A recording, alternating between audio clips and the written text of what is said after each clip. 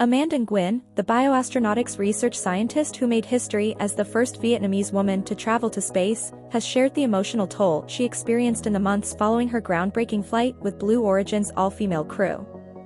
While the April space mission was meant to be a moment of triumph and inspiration, the intense backlash that followed left Nguyen struggling with depression and emotional distress. Nguyen's journey into space was a landmark achievement. She joined a diverse crew that included high-profile figures from entertainment and media, making the flight a widely publicized event. For Nguyen, this opportunity represented not only a personal dream realized but also a symbolic moment for representation in science and space exploration. Her background as a civil rights advocate and scientist had already set her apart, and this mission offered a chance to highlight her work and achievements.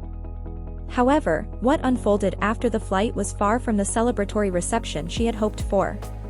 The mission drew a wave of criticism from some corners of the public and media, with commentators taking aim at the perceived commercialization, cost, and motives behind the trip. According to Nguyen, the intensity and volume of negative reactions were overwhelming. She described receiving an enormous barrage of hostile comments and impressions that felt severe and unrelenting, creating an emotional onslaught she struggled to endure. In a candid statement shared on social media, Nguyen revealed that the experience left her feeling like collateral damage. Rather than being celebrated for her own accomplishments and scientific contributions, she felt that the narrative surrounding the flight was dominated by negativity and controversy. This overshadowed her personal achievement and the significance of her role in the mission, leaving her mentally and emotionally drained. The emotional impact was profound. Nguyen said there was a period when she was unable to get out of bed, feeling overwhelmed by the sheer weight of criticism and hostility. She explained that even basic interactions became difficult, and at one point she found herself unable to speak through tears when contacted by others involved with the mission. For someone who had dedicated years to scientific research and advocacy, this period of depression was unexpected and deeply challenging.